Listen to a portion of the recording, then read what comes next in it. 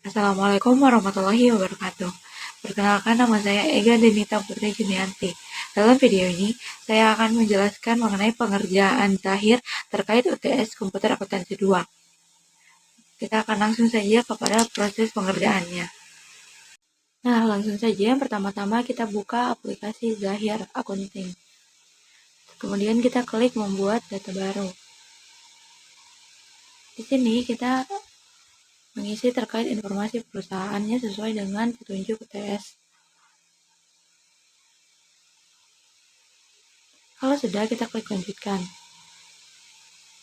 Kemudian kita akan memilih terkait periode akuntansinya, di mana di sini adalah bulan Januari 2025. Kemudian kita menentukan lokasi untuk menyimpan file ini. Kemudian kita memilih jenis usaha, di mana di sini adalah perdagangan umum. Dan kita klik lanjutkan dan tunggu hingga selesai. Kalau sudah, akan terlihat tampilan seperti ini. Nah, kemudian kita langsung saja untuk menyesuaikan data-data akun yang digunakan pada Zahir dengan yang ada pada UTS. Nah, karena daftar akun yang digunakan pada Zahir dengan yang ada pada UTS itu sama, jadi kita tidak perlu untuk menyesuaikan daftar akunnya terlalu banyak. Tapi kalau ingin mengubah nama-namanya bisa saja, seperti persediaan barang dagang dan juga seperti hutang dagang, itu silahkan. Kalau dirasa sudah sesuai akun-akun yang akan digunakan, maka kita bisa lanjut pada mengisi atau menginput saldo awalnya, yaitu pada setting, dan juga kita klik pada saldo awal akun.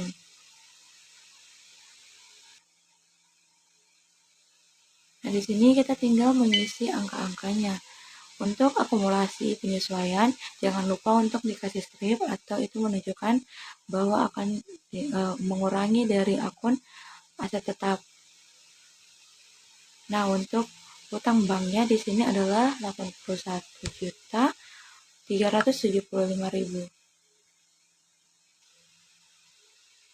Kalau sudah mengisi semuanya, akan terlihat pada historical balance-nya yaitu 0, yang menunjukkan kalau sudah balance atau sesuai.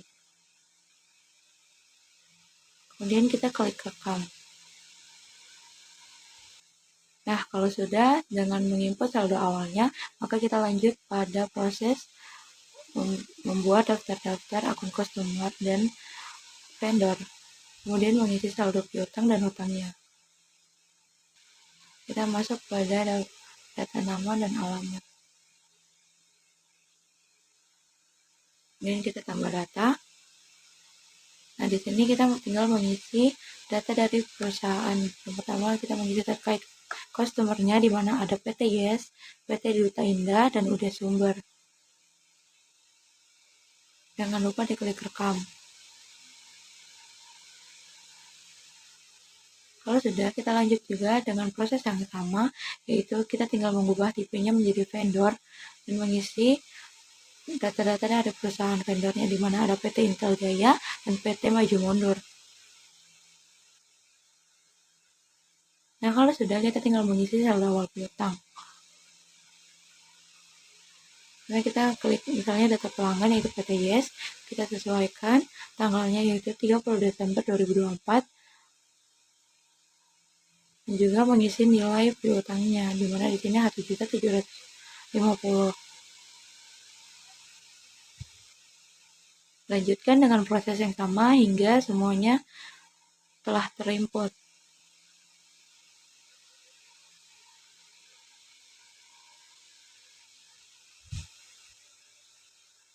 Begitu juga dengan saldo hutang usahanya.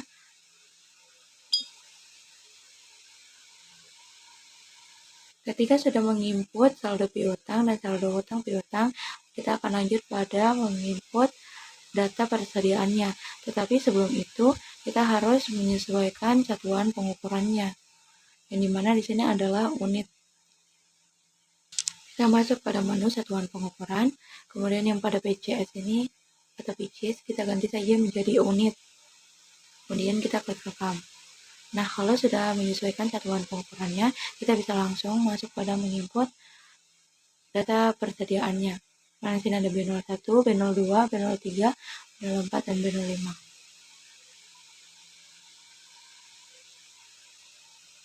Dan rekam.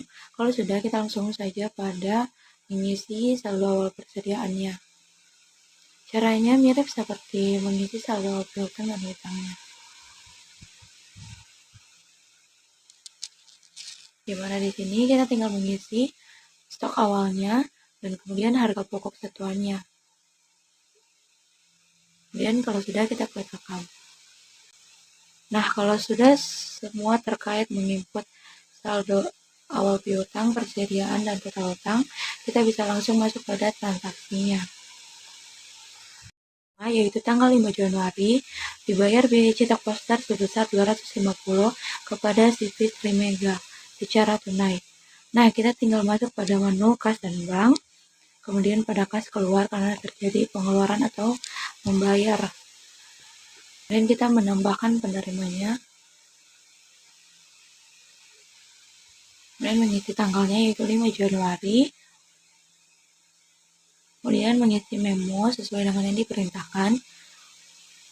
Nah, kemudian kita tinggal menginput akun yang akan digunakan, yaitu karena biaya cetak poster termasuk biaya iklan dan promosi, maka di sini saya pilih akun beban iklan dan promosi. Kemudian mengisi totalnya yaitu sebesar 250.000. Kalau dirasa sudah sesuai, kita klik rekam. Kemudian next pada transaksi berikutnya, yaitu tanggal 7 Januari 2025, yaitu diterima pembayaran dari PT Yes atas piutang sebesar 1.750.000. Nah, kita tinggal masuk pada menu penjualan, kemudian pembayaran piutang usaha. Kita klik baru. Nah, di sini kita tinggal menyesuaikan dari mana, yaitu PT Yes, kemudian mengisi tanggalnya yaitu 7 Januari.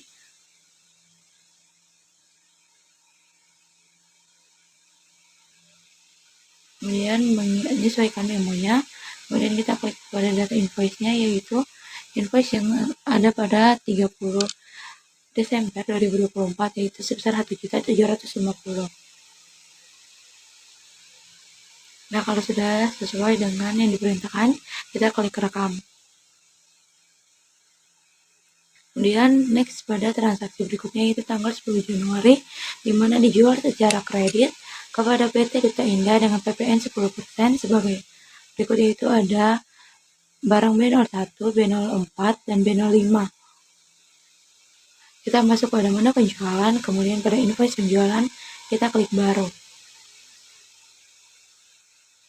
Dan ini kita klik nama pelanggannya yaitu PT Duta Indah. Kemudian tanggalnya yaitu 10 Januari. Kemudian keterangannya disesuaikan. Nah, kemudian kita tinggal menginput barang-barang yang dijual. Yaitu yang pertama ada B01, dijual sebanyak 2 unit, harga jualnya adalah 2 juta. Jangan lupa untuk mengklik pajaknya, yaitu di sini adalah VAT. Kemudian selanjutnya juga pada B04 dan juga pada B05. Tanggal pengirimannya kita sesuaikan saja pada tanggal terjadinya transaksi, yaitu 10 Januari. Kalau sudah sesuai, kita tinggal klik rekam. Kemudian lanjut pada transaksi berikutnya, yaitu tanggal 15 Januari dibayar tunai sebesar 500.000 untuk biaya listrik. Kita masuk pada menu kas dan bank, yaitu pada kas keluar, kita tambah data. Karena kita harus mengisi data terkait penerimanya, tetapi pada UTS tidak dijelaskan penerimanya siapa. Sini saya buat saja penerimanya PLN. Kemudian kita menyesuaikan memonya, mengisi tanggalnya yaitu 15 Januari. Kemudian kita menyesuaikan akun yang digunakan, di mana di sini karena membayar listrik maka masuk pada beban listrik, yaitu sebesar 500.000. Kalau sudah, kita klik rekam. Kemudian lanjut pada transaksi tanggal 17, di mana terdapat pembayaran hutang kepada PT Maju Mundur sebesar 4.500.000 secara tunai. Ini kita masuk pada menu pembelian dan pembayaran hutang. Kita masukkan penerimanya yaitu PT Maju Mundur. Kemudian menyesuaikan tanggalnya, kemudian menyesuaikan juga memonya. Kemudian kita klik nomor invoice, yaitu yang invoice tanggal 5 November 2024. Nah, kemudian karena di sini dibayarkan tepat waktu, maka PT Maju Mundur memberikan potongan sebesar 250. Jadi di sini pada diskonnya kita masukkan 250.000. Nah, kalau sudah sesuai, kita klik rekam. Kemudian kita lanjut pada transaksi tanggal 20 Januari, yaitu dijual secara tunai kepada UD Sumber dengan PPN 10% melalui sales uang disetor ke kas. Nah, kita masuk pada menu penjualan, kemudian invoice penjualan. Ini mirip seperti tadi, kita tinggal memasukkan nama pelanggannya, yaitu UD Sumber, kemudian menyesuaikan tanggalnya, dan keterangannya juga. Yang penting di sini adalah karena transaksinya dijual secara tunai, kita perlu menceklis pada tunai di kanan atas ini. Nah, kemudian kita menginput barang-barang yang terjual, yaitu ada B02 sebanyak 3 unit, kemudian B03 sebanyak 2 unit. Jangan lupa juga untuk mengklik pada pajaknya yaitu VAT. Nah, kalau sudah sesuai dengan perintahnya, kita klik rekam. Kemudian lanjut pada transaksi tanggal 21 Januari, di mana terjadi pelunasan hutang kepada PT Intel Jaya senilai 5.725.000. Ini mirip seperti transaksi sebelumnya, yaitu kita tinggal masuk pada menu pembelian dan pembayaran hutang usaha. Dimana kita tinggal klik juga penerimanya yaitu PT Intel Jaya.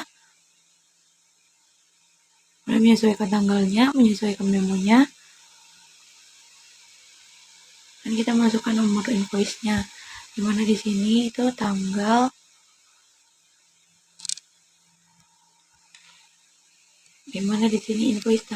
invoice nomor 1 yaitu tanggal 30 Desember. Sama totalnya sebesar 5.725.000. Kalau sudah, kita tinggal klik rekam.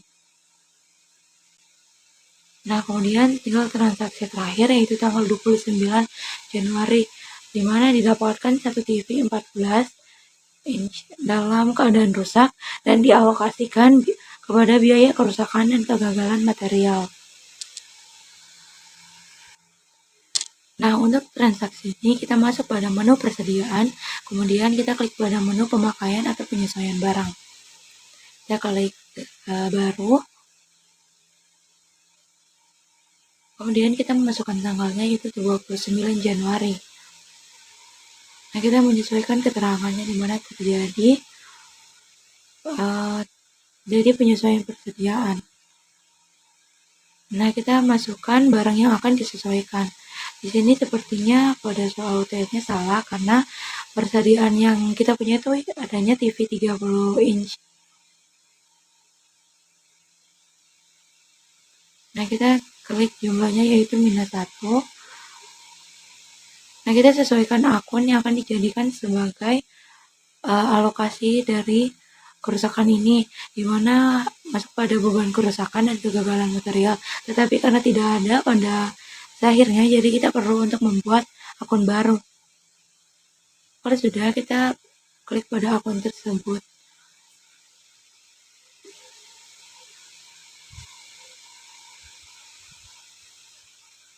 Nah, kalau sudah selesai transaksinya, kita tinggal klik rekam. Nah, dengan selesainya transaksi tanggal 29 ini, berarti kita telah menyelesaikan seluruh proses zahir untuk UTS ini. Nah, itu saja video dari saya. Terima kasih telah menonton. Assalamualaikum warahmatullahi wabarakatuh.